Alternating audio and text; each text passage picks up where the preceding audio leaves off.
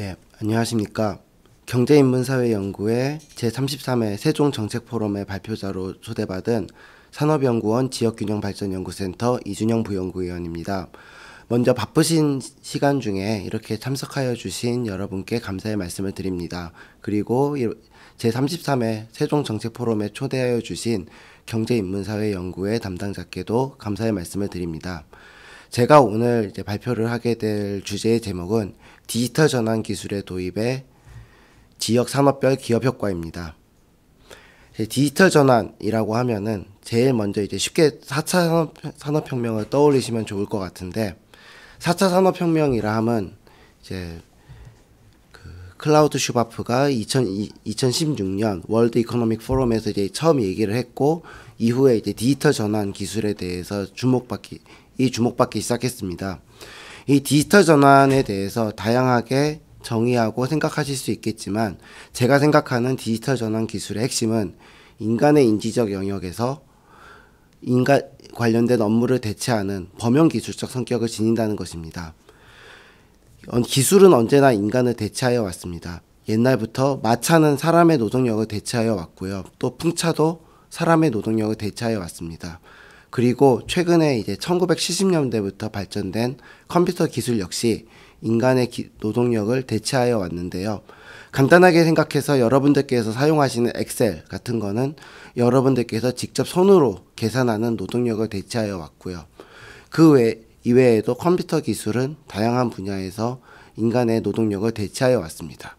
하지만 최근에 주목받고 있는 디지털 전환 기술, 특히 인공지능으로 대표되는 디지털 전환 기술이 기존에 인간이 활용하던 기술과의 가장 큰 차이점은 인간의 인지적 영역에서 사람의 업무를 대체한다는 것입니다. 예전에 컴퓨터와 관련된 기술의 발전은 어느 정도는 인간의 단순 반복적인 이 노동력을 대체하여 오는데 국한되어 있었습니다. 하지만 최근 인공지능과 생성형 AI 등으로 대표되는 디지털 전환 기술 같은 경우는 인간의 인지적 영역의 업무를 대체하기 시작했고요. 또한 특히 여러분들께서 챗 GPT 같이 최근에 많이 활용하고 계시는 생성형 AI와 같은 디지털 전환 기술들은 특정한 공장이나 특정 분야가 아니라 굉장히 광범위한 분야에서 활용되는 범용 기술적인 성격을 지니고 있다 하겠습니다. 특히 산업 부분에서 이러한 디지털 전환 기술의 활용은 기업의 사업 기획, 생산, 유통, 보안 등 다양한 분야에 적용되고 있는데요. 보안 같은 경우는 여러분들께서 흔히 말씀하시는 코인 투자에 얘기 나오는 이 블록체인 기술이라는 것이 기본적으로 보안의 이 업무에 활용될 수 있는 성격을 지니기 때문에 이러한 블록체인 기술들이 디지털 전환으로서 이 기업 활동에 포함이 되고 있고요. 그다음에 유통 같은 경우는 여러분들께서 잘 아시는 쿠팡 같은 경우는 이 물류업체 같은 경우들은 가장 중요한 것들이 재고 관리인데요. 사람들의 사람들이 어떤 물건을 주문할지, 어떠한 물건을 많이 찾을지, 이런 것들을 빅데이터와 인공지능 분석을 통해서 사전적으로 예측함으로써 기업의 유통 업무에 활용되고 있다 하겠습니다. 또한 생산 같은 경우는 스마트 팩토리라고 불리는 이 제조업 등의 생산 현장에서 이 디지털 전환과 관련된 인공지능 혹은 지능형 로봇들의 기술이 활용되고 있고요. 또한 마케팅이나 사업 기획 측면에서도 인공지능 등의 디지털 전환 기술들이 적극적으로 활용된다 하겠습니다. 이런 산업 부분에서 디지털 전환 기술이 활용될 때 중요한 쟁점 중에 하나는 이러한 디지털 전환 기술이 인간의 노동력을 보완할 것인지 아니면 대체할 것인지에 대한 이슈입니다. 사실 디지털 전환 기술이 기업의 생산성이나 경쟁력 제고에 기여할 거라는 것은 그 누구도 의심하지 않습니다. 하지만 고용 효과에 대해서는 현재까지 학계에서도 굉장한 논란과 연구 대상으로 자리 잡고 있습니다. 초기의 연구들 같은 경우는 학계에서는 이 디지털 전환이나 자동화 기술의 발전이 인간의 노동력을 대체함으로써 이 노동 수요를 감소시킬 것이라는 의견이 지배적이었는데요.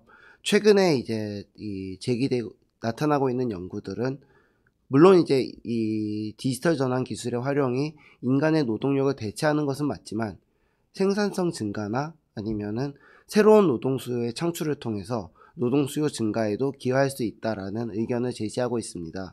예를 들어서 이 인공지능 기술이 발전하게 되면은 이와 관련된 기술자들에 대한 이 노동 수요도 증가할 것이고요. 또 이제 인공지능을 활용하는 업종과 이와 관련된 업무의 이 창조로 인해서 이와 관련된 노동 수요들이 새롭게 창출될 수 있을 것입니다. 제가 지금 일하고 있는 지역균형 발전의 관점에서도 디지털 전환 기술은 지역 산업의 경쟁력 제고와 지역 경제 발전을 위한 필수적인 과제라고 할 수 있겠습니다. 하지만은 이 지역 관점에서 봤었을 때 디지털 전환 기술의 활용 효과는 지역과 산업에 따라 이질적일 수 있습니다. 이는 지역의 산업 구조와 인적 자본 수준에 따라서 디지털 전환 기술의 활용 성과에 차이가 존재할 수 있다는 점에서 기인합니다.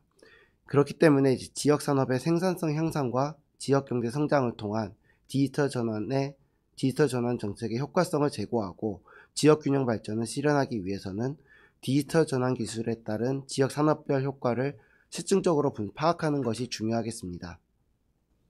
그래서 이제 제가 했던 연구는 디지털 전환 기술 활용에 따른 효과를 다양한 측면에서 분석을 했습니다. 그래서 디지털 전환과 관련된 지역 산업 고도화와 지역 균형 발전 차원의 정책적인 이 시사점을 도출하고자 했습니다.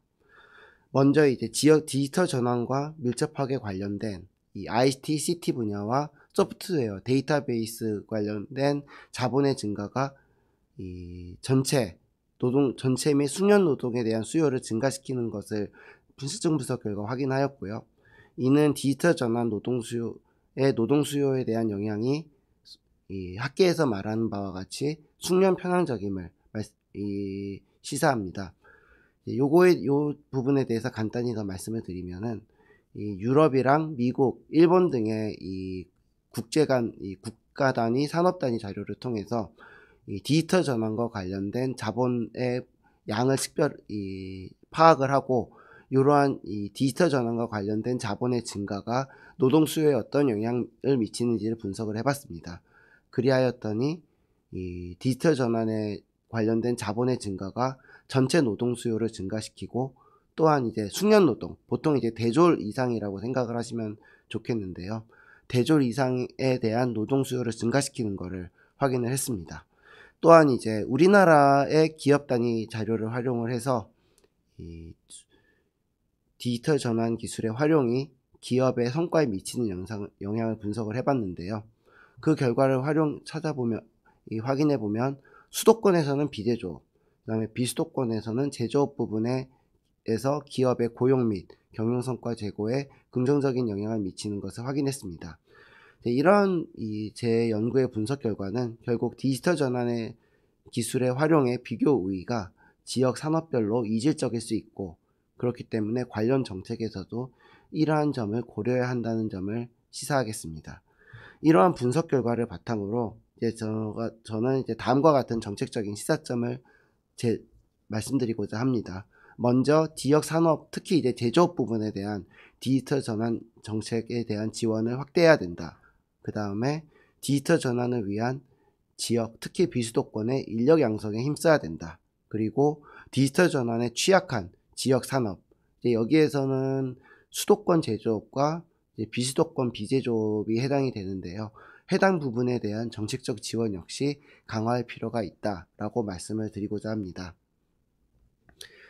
디지털 전환 기술에 대해서 조금 더 자세하게 설명을 드리겠습니다. 앞에서 말씀드린 바와 같이 이 디지털 전환과는 이제 결국 4차 산업혁명에 대한 논의에서 시작이 되었는데요. 2016년 세계경제포럼 월드 이코노믹 포럼에서 클라우드 슈바프가 제4차 산업혁명에 대한 개념을 제시를 했습니다. 이제 아까 말씀드린 바와 같이 이 4차 산업혁명 그리고 디지털 전환 기술의 핵심은 인지적 영역에서 인간의 업무를 대체하는 범용 기술의 성격을 지닌다는 건데요. 이제 우리나라 통계청의 기업활동조사에 2017년부터 보면은 4차 산업혁명 기술에 대한 활용 여부를 각 기술별로 이제 묶고 있는 조항이 있습니다. 요 문항 보면은 다양한 4차 산업혁명 기술에 대해서 이 질문을 하고 있어요. 이제 IoT, 이제 사물 인터넷이고요. 모바일, 이거는 이제 5G 통신 기술을 생각을 하시면 되고, 클라우드와 빅데이터, 이제 여러분들 잘 아시고, 그다음에 AI, 인공지능, 그다음에 이제 요런 5가지 기술들이 어떻게 보면은 각각의 이 별개의 기술 같지만은 디지털 전환의 관점에서는 요 5개의 기술, 그리고 지능형 로봇까지 요런 기술들이 다 통합적으로 적용이 됩니다. 이제 산업 현장을 한번 예를 들어 보겠습니다. 산업 현장에서 생산성을 제고하여야 한다라고 하면은 결국 이 공장에서 이 물건의 어떤 공장의 환경, 특히 뭐 이제 그다음에 농업 같은 경우는 스마트팜 같은 경우는 이 비닐하우스의 온도라든지 습도 같은 거를 측정을 해야 되겠죠. 근데 이런 부분들을 측정하는 것이 바로 IoT, 사물 인터넷의 영역입니다. 그러면은 이제 각각의 사물 인터넷 기기에서 측정된 이 정보들을 전송을 해야 됩니다. 이제 이 과정에서 사용되는 기술이 5G 모바일 기술입니다. 이제 보통 여러분들께서 LTE라고 알고 계시는 4G 기술에 비해서 5G 기술이 갖는 장점은 통신 속도는 당연히 더 빠르고요. 그 다음에 다양한 기기들과 통신을 할 수 있고, 그 다음에 같은 양의 통신을 주고받는 데 있어서 전력 사용과 그 다음에 기기의 발열 측면에서 우위를 지닙니다. 이제 이러한 5G 기술의 장점은 이제 과거 4G LTE 기술에 비해서 이런 사물 인터넷 이 기기들과 그다음에 컴퓨터 서버와의 통신을 보다 원활하게 가능하게 해줌으로써 이 디지털 전환 기술을 실현하는데 핵심적인 통신 기술로 자리 잡고 있습니다. 또한 이제 이렇게 해서 이제 모여진 이 데이터들을 축적을 해야 되는데요. 여러분들께서 이제 흔히 이제 요즘에 이 세종시라든지 아니면 서울에서도 이제 종종 볼 수 있는 자율주행 기술을 생각을 해보면은 자율주행 기술에서 이 중요한 센서는 카메라입니다. 근데 이제 카메라를 통해서 저희가 습득하는 영상 정보는 저희들이 이제 엑셀이나 아니면은 이 스프레드시트 아니면 데이터베이스에서 다루는 숫자나 아니면은 한정된 사이즈의 문자 정보와 달리 굉장히 복잡한 특성을 지닙니다. 이제 이런 데이터를 이제 이런 영상 자료나 사진 자료 같은 것을 비정형 자료라고 하는데요. 이제 클라우드 기술 같은 경우는 이러한 방대한 양의 데이터를 클라우드, 그러니까 여러분들이 이제 드랍박스나 아니면은 이제 뭐 네이버 같은 경우에서도 클라우드를 서비스를 제공을 하는 걸로 알고 있는데, 이런 식으로 클라우드 기술을 통해서 서버에 저장을 시킵니다. 그러면은 이 데이터들을 처리해야 되겠죠. 특히 이제 숫자 데이터, 여러분들께서 뭐 신용카드로 아니면 어떤 물건을 얼마에 샀다, 이런 데이터 같은 경우는 정형 데이터에 속하고 다루기가 생각보다 쉽습니다. 근데 여러분들께서 이제 챗 GPT에 아이스 아메리카노 사진을 찍어 놓고 이게 어떤 음료야 라고 챗 GPT에게 물어봤었을 때, 이렇게 이제 사진이라든지 아니면 아까 말씀드린 이 자율주행 차량에서 습득하게 되는 영상 정보 같은 경우는 비정형 데이터인데, 이런 이제 비정형 데이터 같은 경우를 다루기 위해서는 빅데이터 기술이 필요합니다. 그러면 이렇게 이제 처리된 빅데이터 기술을 가지고 학습을 하고 학습을 기반으로 판단을 해서 자율주행차 같은 경우는 속도를 올릴지 낮출지, 아니면은 여기에서 내비게이션의 목적지에 따라서 우회전을 할지, 고속도로를 어느 지점에서 빠져나갈지, 아니면은 긴급한 상황에서 멈춰야 될지를 정해야 됩니다. 이제 이러한 판단을 하는 것이 AI이고요. 그리고 이제 산업 현장 같은 경우는 이런 이제 생산에 대한 활동을 지능형 로봇이 담당을 하게 됩니다. 이제 이렇게 이제 결국 이 사물 인터넷에서부터 통신 기술, 클라우드 저장 기술, 빅데이터 처리 기술, 그 다음에 인공지능에 따른 판단 기술과 그런 판단에 따른 이 지능형 로봇이나 사물 인터넷 기체를 통한 이 어떠한 액션을 취하는 것까지, 결국 디지털 전환과 관련된 다양한 기술들은 각기 이제 개별적으로 활용되는 것이 아니라 커다란 하나의 틀 안에서 활용된다고 하겠습니다.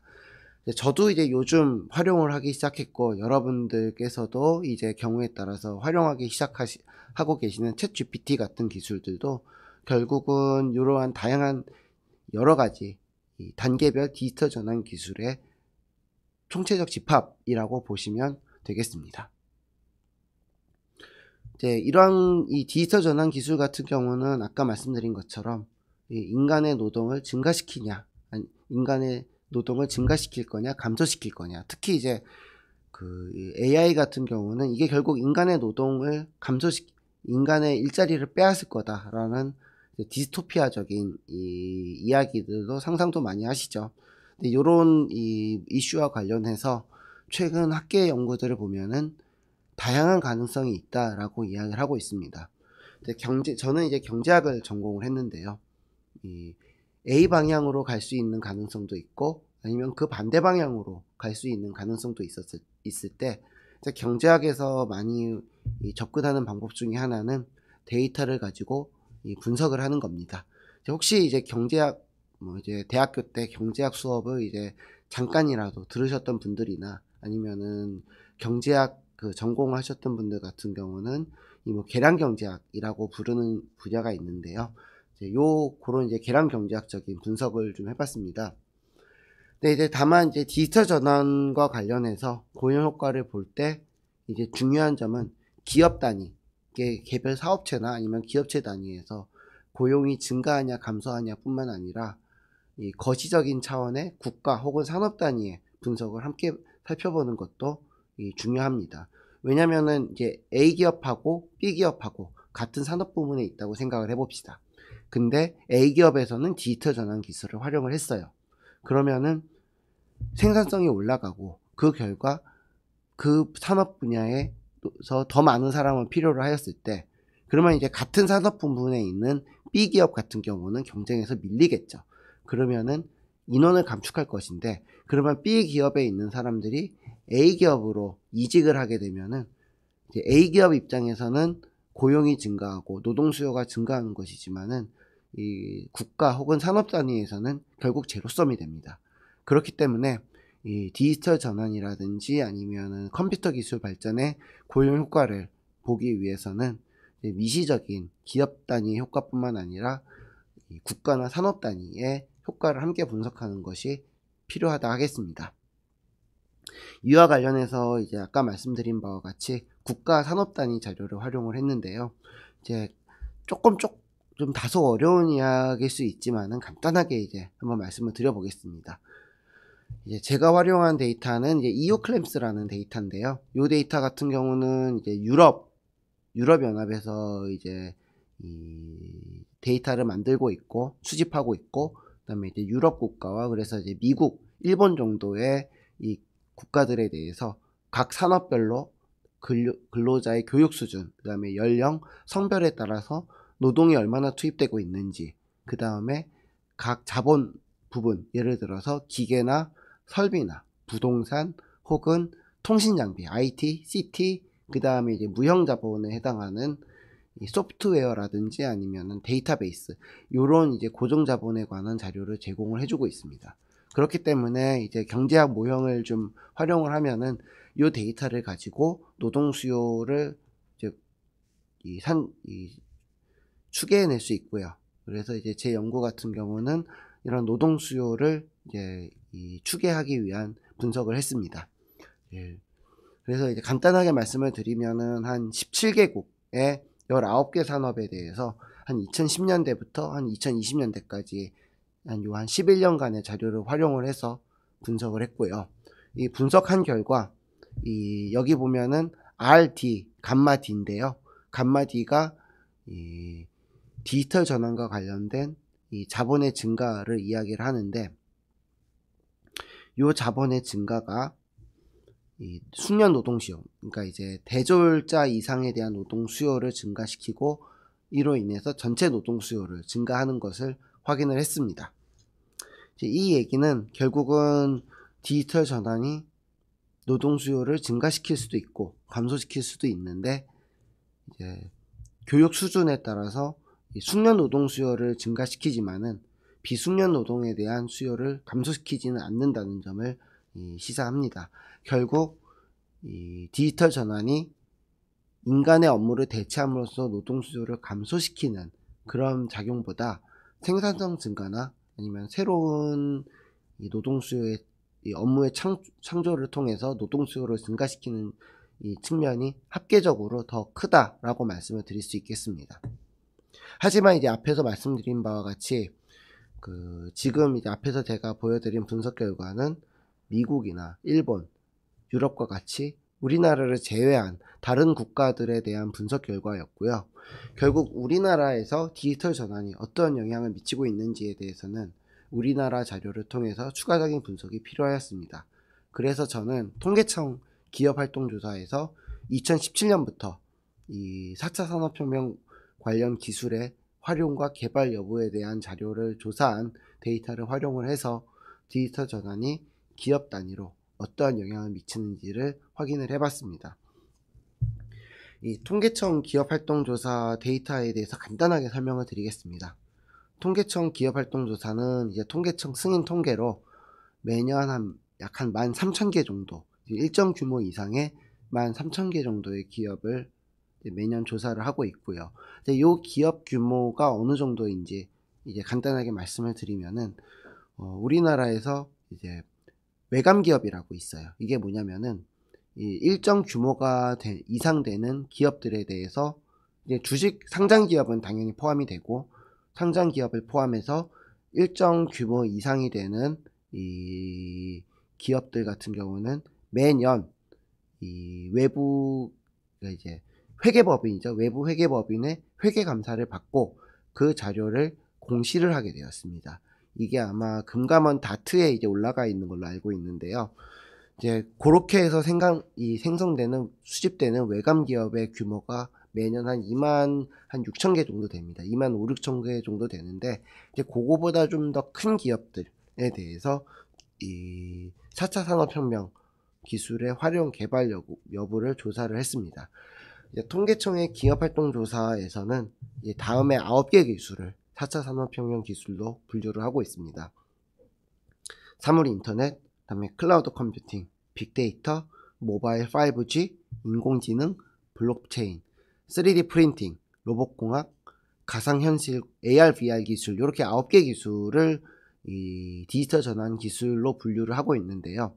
이제 우리나라 통계청의 분류는 그렇지만 이 디지털 전환이라는 개념이 갖는 특성, 인간의 인지적 업무를 대체하는 범용기술적인 특성, 이제 이런 측면에 부합하는 기술이 무엇인지 좀 고려를 해봤을 때 제가 앞에서 말씀드렸던 6개 기술, 사물 인터넷, 클라우드, 빅데이터, 모바일 5G, 그 다음에 인공지능, 그 다음에 이 RPA라는 게 지능형 로봇 기술인데요.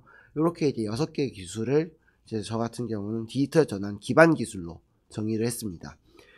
요렇게 이제 디지털 전환 기반 기술을 정의한 근거는 이 해외에 이런 디지털 전환 관련된 연구기관들에게 어떤 기술이 디지털 전환의 핵심 기술로 생각을 하느냐라는 질문을 이제 했고, 이제 다른 기관에서 이제 그거에 대한 다른 기관의 연구 보고서에서 이제 그 해당 조사 결과를 수집한 결과 이제 한 요 6가지 기술에 대해서는 한 80%, 70~80% 이상의 기관들이 해당 기술들은 디지털 전환과 밀접한 관련이 있다라고 이야기를 했지만은 블록체인이라든지 아니면은 AR, VR 기술 같은 경우는 상대적으로 이 해당 기술이 디지털 전환의 핵심 기술이라고 생각되지 않는다는 답변이 일정 부분 이상 있었고, 이제 이러한 이 선행 연구나 아니면 다른 연구 보고서들을 고려를 해서 저 같은 경우는 앞에서 말씀드린 6개의 기술을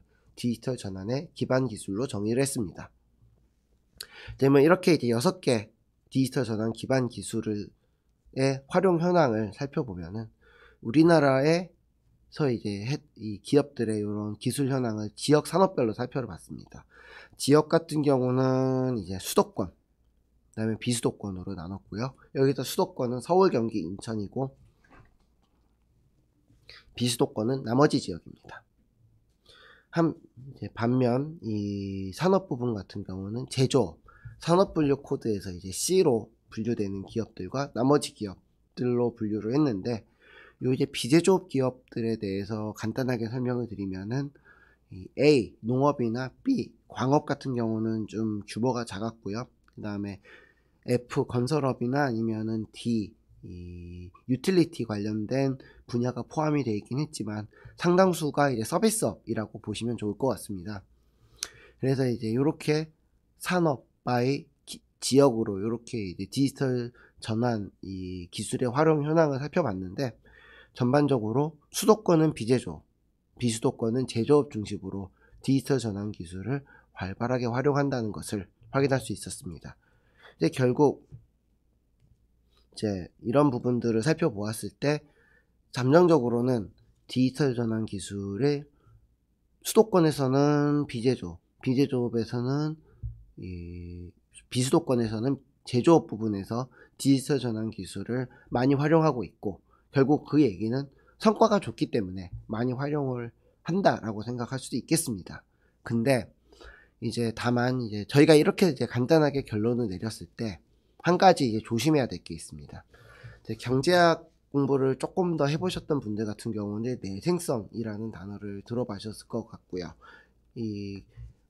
좀 이제 쉽게 말씀을 드리면 역인과관계라고 말씀을 드릴 수 있는데, 이게 어떤 문제냐 하면은 디지털 전환 기술을 활용을 했기 때문에 어떤 기업의 성과가 더 좋다라고 생각을 할 수 있지만은, 원래 잘하는 기업들이 더 잘하기 위해서 그다음에 디지털 전환 기술을 활용할 수도 있지 않느냐라는 이야기도 가능합니다.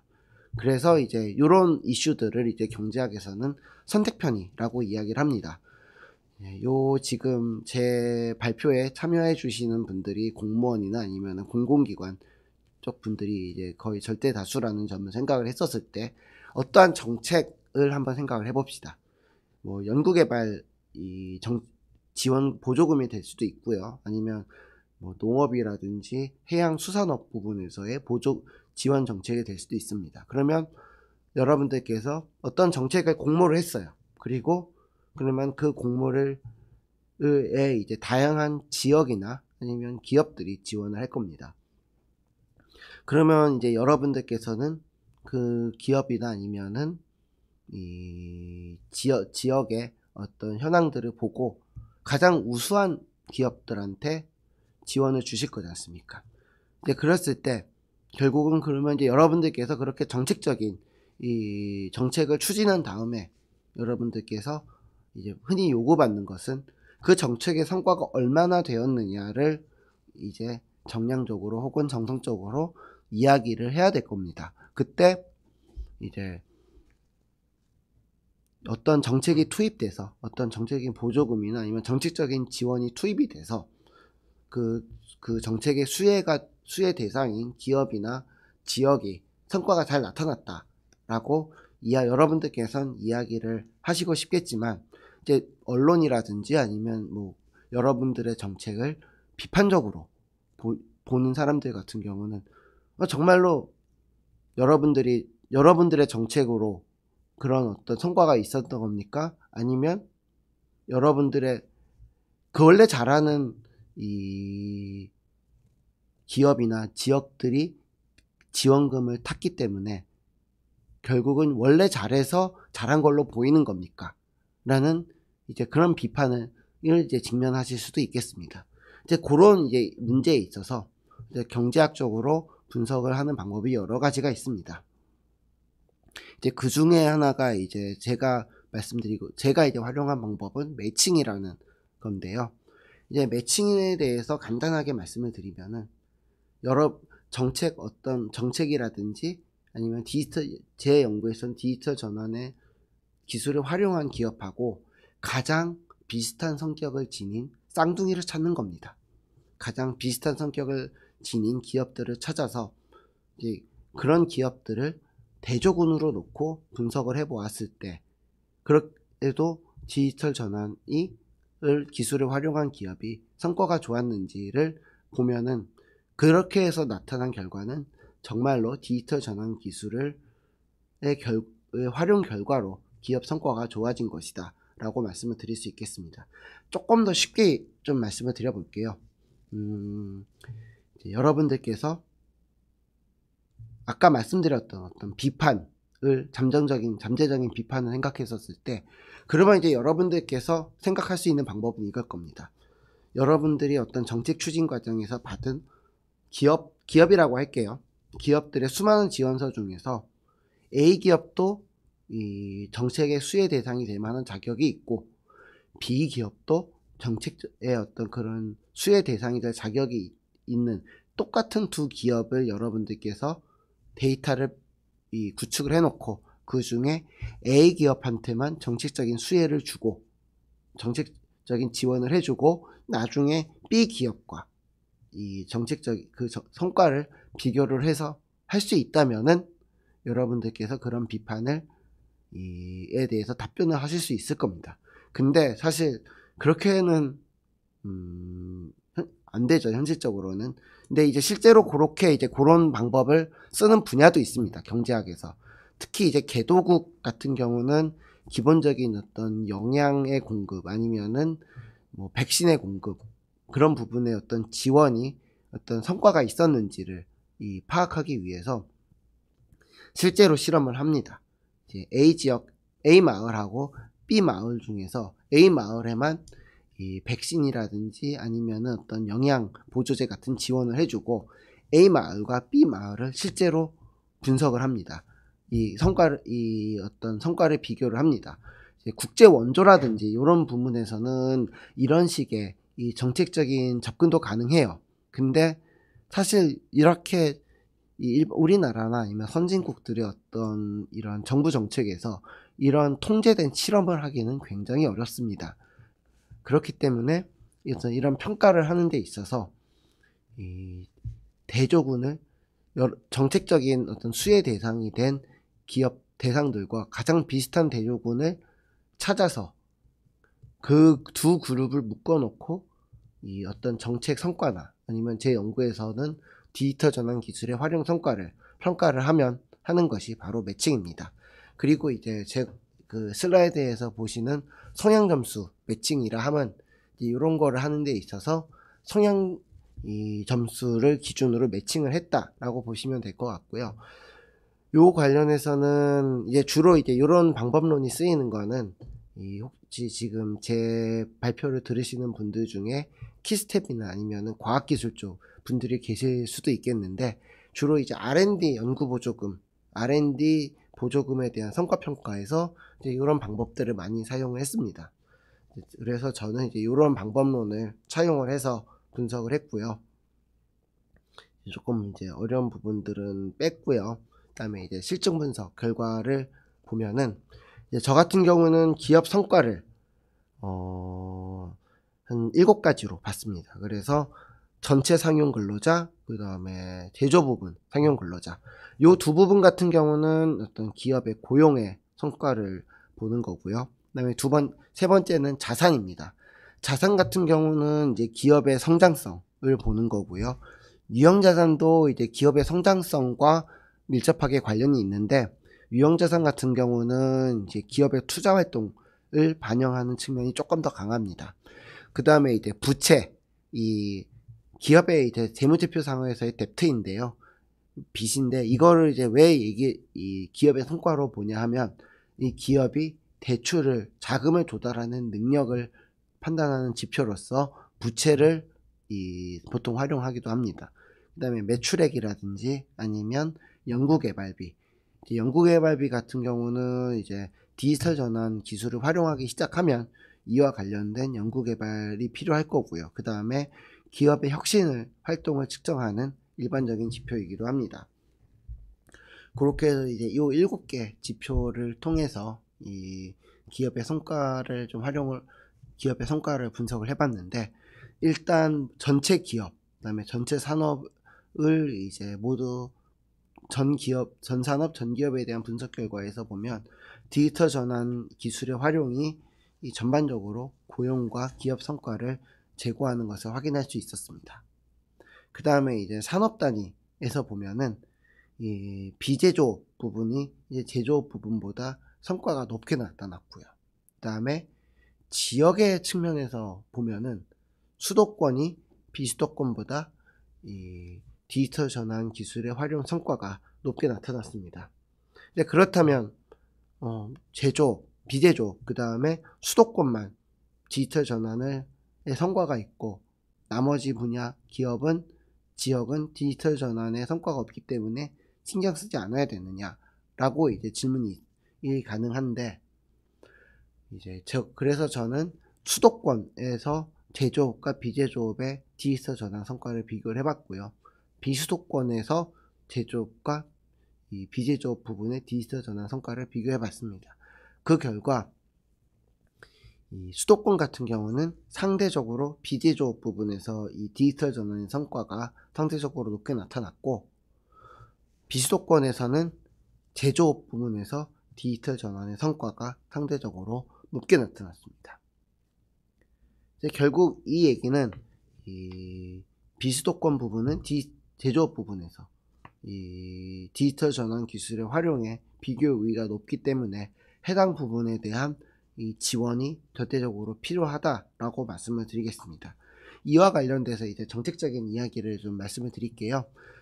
이제 지역균형 발전에 대해서 이제 지역균형 발전 정책과 관련된 이 정부 이 재정지출 회계상의 가장 중요한 회계 개정은 이 지역균형 발전 특별회계인데, 그 중에서도 이 G2 보조금, 이제 지역 투자 보조금이라고 하는 이 부분이 상당히 이제 지역균형 발전에서 기업들을 지원하는 중요한 수단입니다. 근데 이제 요 관련된 규정들을 살펴보면은 신증설 투자에만 초점이 맞춰져 있어요. 신증설 투자라 하면 새롭게 이제 새 땅에 공장을 지어야 되는 겁니다. 조금 좀 쉽게 간단하게 설명을 드리는 건데, 결국 그러면은 정책적인 사각지대가 무엇이냐? 새롭게, 사실 디지털 전환이라는 거는 기존 공장의 이 공장 건물 안에 설비를 바꾸는 경우가 굉장히 많을 텐데, 이제 그런 경우에는 정부의 지원을 받지 못하는 한계가 있어요. 그래서 이 지방투자촉진보조금 제도에 이런 한계가 있다는 점에서 이 설비 투자에 대한 지원을 확대하는 것이 이제 중요하다라고 말씀을 드리고요.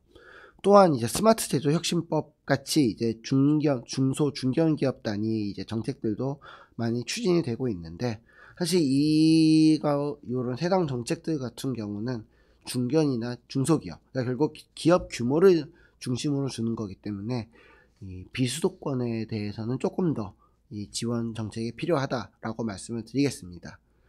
그 다음에 이제 비수도권에서 디지털 전환을 추진하는 데 있어서 가장 이제 어려운 점이 무엇인가, 이제 현장의 이야기를 들어보면 사람을 구하기 어렵다라는 것이 좀 중요한 이 문제인 것 같아요.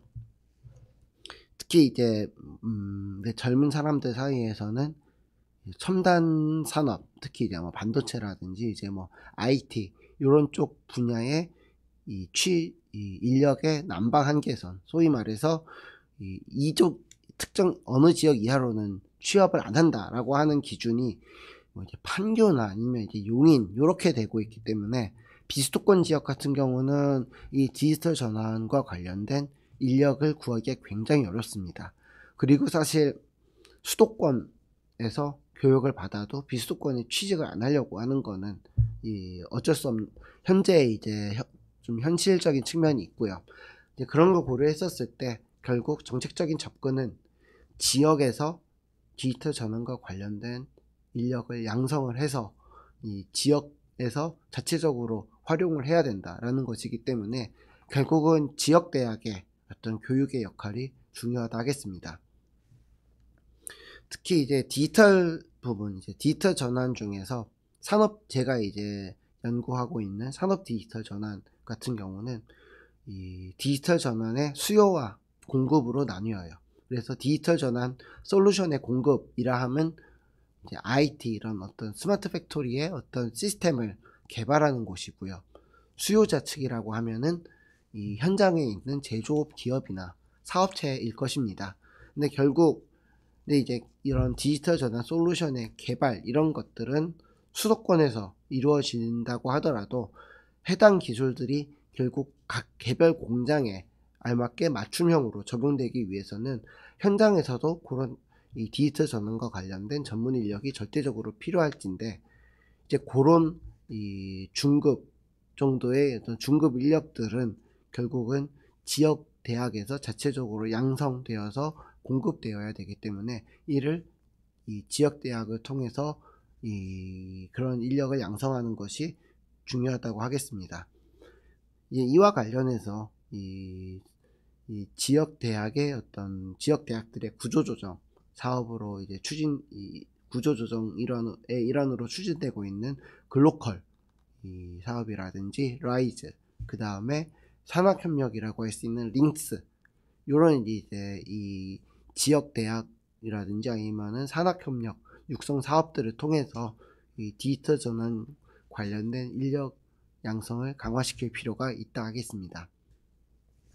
이제 또한 그렇다면은 비수도권에서 제조업에서 디지털 전환의 비교 우위가 있으면은 비수도권의 비제조업이나 아니면 수도권의 제조업 같은 경우는 디지털 전환에서 그냥 버려도 되느냐라고 했었을 때 이제 절대로 그렇지 않을 것입니다.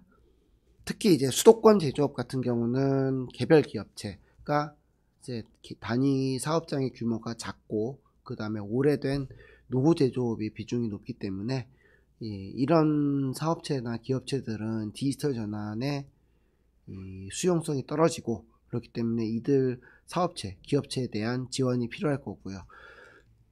또 이제 비수도권 비제조업 같은 경우는 사실 지식기반 서비스업 같이 고부가 가치 비제조업이 상대적으로 약한 산업구조적인 측면이 산업구조상의 문제가 있기 때문에 이 산업구조 구도화와 같은 이 정책들이 추진되어야 할 것입니다.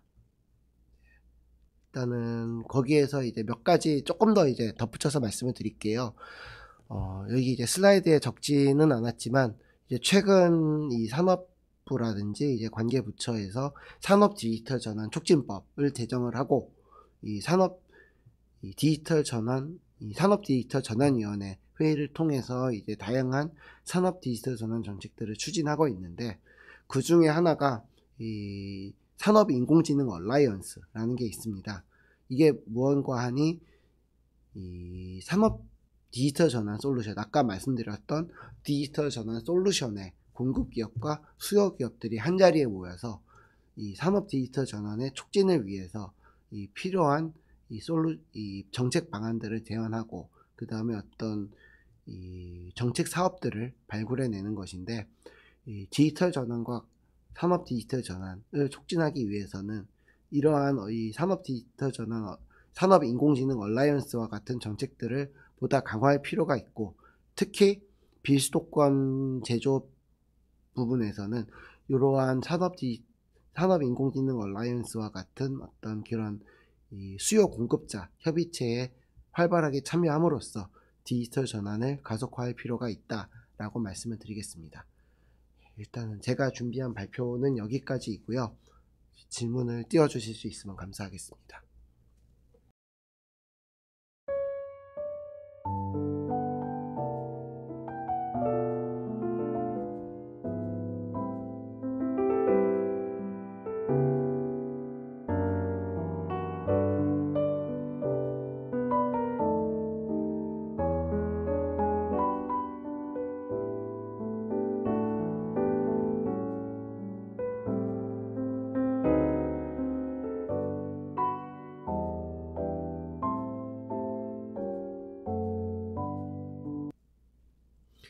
예, 일단은 긴 시간 발표 들어주셔서 감사드리고요. 일단은 많은 질문들이 올라왔는데, 하나 먼저 올라온 순서 계속 올라오고 있는데, 일단 먼저 올라온 순서대로 이제 답변해 보겠습니다. 예, 일단은 지금 두 번째하고 세 번째 질문이 좀 비슷한 맥락인데요. 먼저 질문 먼저 제가 좀 읽어볼게요. 활용하신 자료의 구조상 가능하다면은 이 제조업, 비제조업의 두 가지보다는 더 다양하게 구분해서 분석할 필요성, 그 다음에 이 지역을 이제 수도권 비수도권보다는 권역 구분을 통한 분석 결과 도출이 필요하지 않을까라는 이제 의견이었는데요.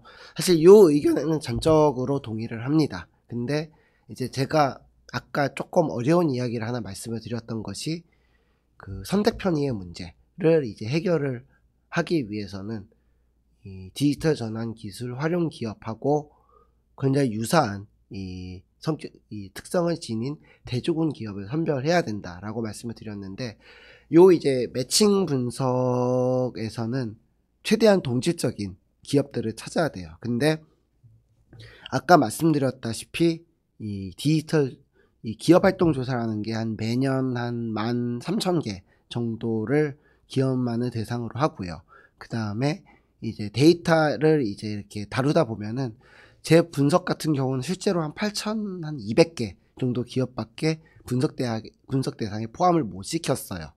이런 경우에는 이제 사실 저도 이제 데이터가 좀 더 많은 기업들에 대한 자료를 활용할 수 있었다면 이 산업만 그 표준 산업 분류 대분류라든지 아니면은 수도권 요보다 한 5+2 아니면 5+3의 한 광역권 단위로 분석 결과를 좀 도출을 해보고 싶었는데, 사실 이 부분은 데이터의 한계로 좀 이 분석이 좀 어려웠고, 요 부분에 대해서는 이제 저도 후속 연구를 통해서 조금 더 이제 분석할 수 있는 방법이 무엇이 있을까 한번 좀 생각을 해보고 있습니다. 그 다음에 세 번째 같은 경우도 사실 그 지역 효과와 산업 효과가 상호작용에 대한 검증 역시 이제 저도 생각을 많이 해봤었는데, 사실 데이터의 사이즈가 좀 어려운 측면이 있었어요.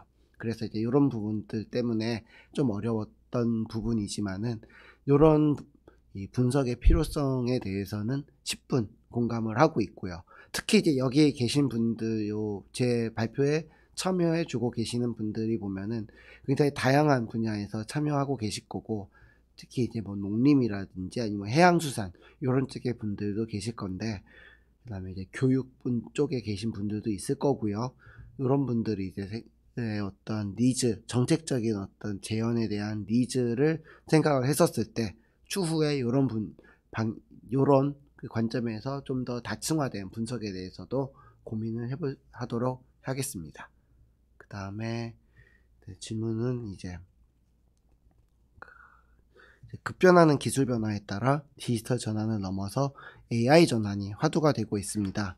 다만 AI 전환과 관련해서는 실증 분석 결과는 없지만 향후 화이트 컬러의 일자리 대체 가능성이 높다는 의견이 세계적으로 제신되고 있습니다.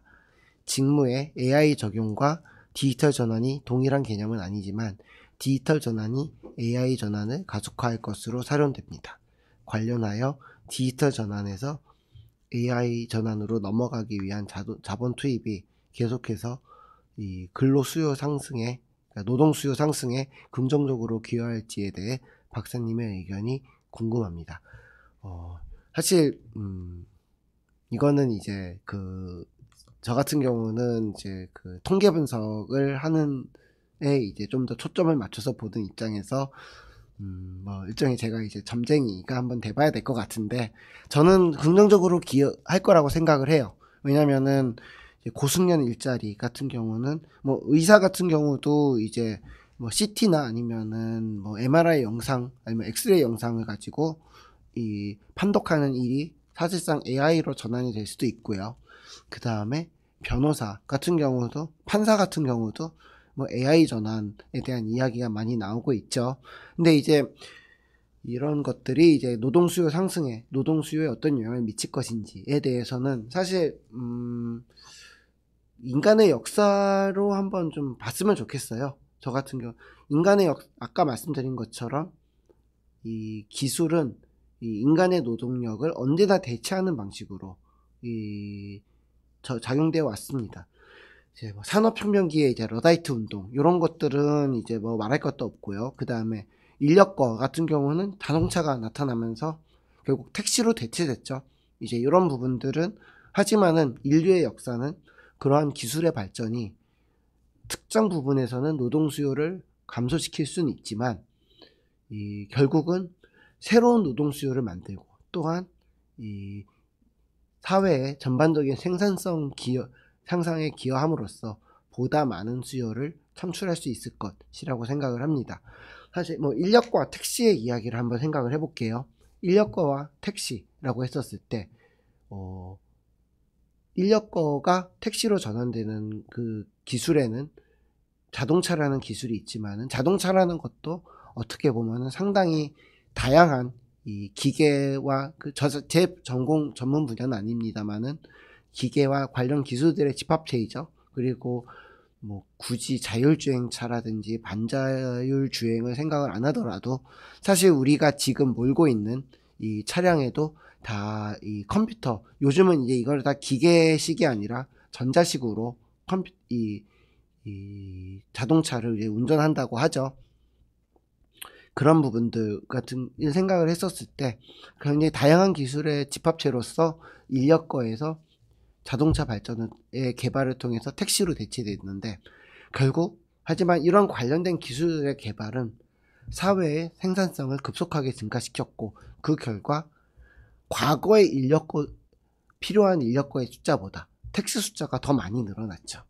그런 면에 봤었을 때 이 사회의 전반적인 생산성 향상이 결국은 더 이 전체 이제 이 썸을 해봤을 때, 전체를 합계적으로 생각해 봤었을 때는 노동수요 상승에, 노동수요 증가에 긍정적으로 작용할 수도 있을 거다라고 저는 생각을 하겠습니다. 인공지능 기술이, 다음 질문을 좀 읽어볼게요. 인공지능 기술이 정말 기업의 생산성을 올릴 수 있을까요? 최근 해외 연구들 보면은 그리 크지 않다는 연구들도 있습니다. 이제 제가 많이 인용한 아세모글로 연구를 이제 말씀해 주셨는데, 왜 기업들은 그러면 인공지능 기술을 도입하고 있지 않을까요? 추가적인 생산성 향상 효과가 없어서가 아닐까요? 라고 말씀을 주고 계시는데, 사실 인공지능 기술이 생산성에 어떤 영향을 미칠지에 대해서는, 사실 인공지능 기술이라는 게 이제 제가 아까 이제 챗 GPT 이런 것들을 말씀을 드렸지만은, 사실 저도 이제 챗 GPT를 써보면은 맞춤법 교정이나 아니면은 영문 교정 이런 거는 상당히 잘하는 것 같아요. 근데 이게 이제 여러분들 그 마블 영화에서 그 아이언맨이 쓰는 그런 자비스와 같은 그런 수준은 절대 안 되고 있죠. 이제 상당히 제가 말씀드리고자 하는 거는, 인공지능 기술이 상당히 지금 혁신적인 이 변화를 일으키고 있지만은 아직까지 기술 개발의 초기 단계가 아닐까라고 생각을 해봅니다. 그렇기 때문에 이 어떤 인공지능의 생산성 향상 효과에 대해서는 앞으로 한 10년, 20년 좀 더 지켜봐야 될 것 같다는 생각이 들어요. 이제 저는 이제 제 인터넷에 보면은 이제 이런 얘기가 있죠. 옛날에 이제 뭐 미래를 예언한 이제 그 어떤 뭐 이야기, 뭐 당시에는 미친 소리를 들었지만 미래를 예견한 이야기, 이런 이제 보면은 옛날 인터넷 게시판에 그런 얘기가 있었어요. 전화도 되고 영화도 볼 수 있고 음악도 MP3도 되고 인터넷도 할 수 있는 그런 기기가 있으면은 좋겠어요. 이게 한 뭐 90년대 뭐 인터넷 이제 게시판이 막 이제 초고속 인터넷이라고 56K 모뎀에서 이제 초고속 인터넷으로 간 넘어가던 시절에, 그 시절에 이제 인터넷 게시판에 그런 글이 있었는데, 그 밑에 댓글들에 야 너 미쳤냐, 정신 나간 소리 마라, 그런 게 어떻게 가능하냐 라고 얘기를 했는데, 여러분들 다 이제 하나씩 가지고 계시죠. 요즘 스마트폰으로 넷플릭스 보시고 음악 되고 그 다음에 전화 통화 되고 뭐 인터넷 당연히 됩니다. 그렇기 때문에 사실 우리들이 상상하는 것들이 지금 시점에서 봤었을 때는 뭔가 굉장히 먼 얘기 같지만은 생각보다 빨리 올 수도 있어요. 물론 뭐 그렇지 않은 분야도 있습니다. 뭐 우주 개발 같은 경우는 뭐 어렸을 때 이제 저 어렸을 때도 보면은 뭐 한 2020년에는 우리는 달에 가서 살 거다 뭐 이런 얘기를 했었는데, 이제 달에 아직까지 사람이 달에 가는 것도 아직 쉽지 않죠. 그런 것처럼 이제 기술에 따라서는 저희들이 기대하는 것보다 발전 속도가 느린 것도 있지만은 언젠가 보면은 그런 것들을 잡은 저희들의 상상이 실제로 이루어지는 기술들도 있기 때문에 인공지능 같은 경우는 이제 그런 부분에서 조금 더 지켜봐야 된다라고 생각을 하고 있습니다. 그 다음에 이제 다음 질문 읽어보겠습니다. 수도권에 비해 지역대학의 전문 인력 양성과 지역기업 취업 지원을 위해 정부에서 지원되고 있는 구체적인 사례가 무엇인가요? 라고 했었을 때, 이제, 사실, 이 부분은 이제, 제가 모르는 거는 이제 모른다고 조금 말씀을 드릴게요. 일단은 저 같은 경우는 뭐 지역산업 전공이고, 그 다음에 이제 지역대 교육 같은 경우는 이제, 교육 쪽, 교육부나 아니면은 관계기관 분들이 더 잘 아실 건데, 예, 사실 뭐 링스 같은 경우도 산학협력이기 때문에 기본적으로는 지역대학의 어떤 링스라든지 산학협력 과정이라는 거는 지역기업의 어떤 취업 지원과 관련된 것이고요. 이제 그런 부분들이 있는데 아직까지 좀 제가 봤었을 때 그렇게 충분하진 않은 것 같습니다. 제가 그렇게 이 교육 전공, 교육기관, 관계기관 분들 앞에서 제가 이렇게 막 자신있게 이야기하기는 조심스러운데 아직까지 좀 쉽지 않은 부분들이 많지 않고 그렇기 때문에 이 기존 어떤 현재 이제 추진하고 있는 이 정부의 어떤 정책 흐름에서 이 디지털 전환과 관련된 부분을 좀 강화해야 되지 않을까라는 것이 이제 제가 드리는 정책적인 제언이었습니다. 그 다음에 아이고 계속 지금 생각보다 많이 올라오고 있네요. 최대한 빨리 한번 답을 해보겠습니다. 데이터를 수집해서 빅데이터를 구축하는 단계에서 기업은 이 수익을 창출할 수 있는 일자리 모델을 개발하게 될 텐데요. 국가는 공익의 목적의 사업을 추진하기 위한 데이터 수집, 가공 사업을 주도적으로 추진해야 한다고 생각합니다.